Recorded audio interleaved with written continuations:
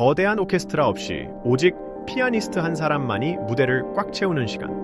우리는 이것을 리사이들이라고 부르죠. 왜 음악 공연에 낭독하다라는 뜻의 단어가 붙었을까요? 리사이들의 구조를 분해해 볼까요? 리사이들은 리 더하기 사이 더하기 탈에 더하기 어입니다. 리는 뒤로, 그래서 원래 위치로, 그래서 다시이고, 사이는 움직이게 하다이고, 탈에는 반복형 동사 어미이고, 얼은 무엇을 하는 행위입니다. 그래서 이 넷을 합치면 다시 계속 움직이게 하는 행위입니다. 다시 계속 움직이게 하는 행위. 여러분, 이게 무슨 말일까요? 그렇습니다. 무엇을 다시 계속 움직이게 하는 행위란 무엇을 정지한 상태로 그대로 두지 않고 다시 움직이게 한다는 것입니다. 그리고 정지해 있는 것을 다시 움직이게 한다는 것은 실제 영어에서 두 가지 경우에 쓰입니다. 첫째, 정지해 있는 글이나 말을 다시 계속 움직이게 하는 것입니다. 책이나 문서 속에 적혀 있는 문장은 종이 위에 가만히 정지해 있습니다. 그런데 그것을 사람들 앞에서 소리내어 읽는 순간 정지해 있던 문장이 다시 움직이기 시작합니다. 또한 외워둔 시나 암기한 연설문의 내용도 기억 속에 저장된 채 가만히 정지해 있습니다.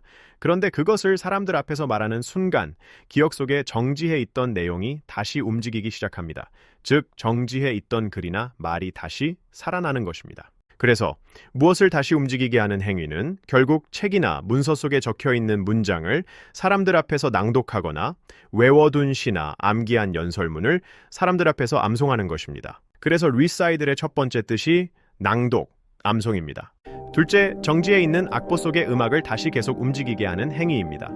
작곡가가 만들어 놓은 음악은 악보 속에 담긴 채 가만히 정지해 있습니다. 그런데 연주자가 무대에 올라 그 곡을 연주하는 순간 정지해 있던 음악이 다시 움직이기 시작합니다. 즉, 악보 속에 있던 음악이 다시 살아나는 것입니다. 그래서 리사이들의 두 번째 뜻이 독주회, 연주회입니다.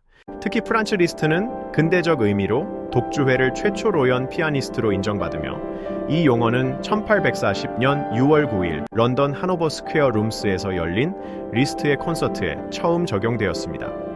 원래는 글이나 말을 사람들 앞에서 들려주는 행위를 가리키던 말이었지만 점차 음악을 사람들 앞에서 들려주는 독주회라는 뜻으로도 쓰이게 된 것입니다. 여러분, 리사이드 흐름과 뜻 정리하겠습니다.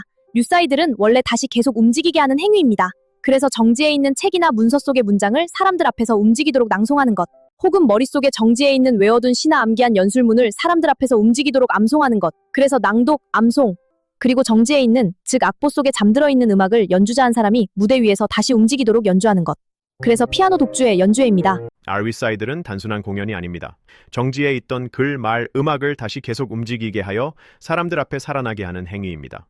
오늘의 사고력 영단어 리사이들이었습니다. 감사합니다.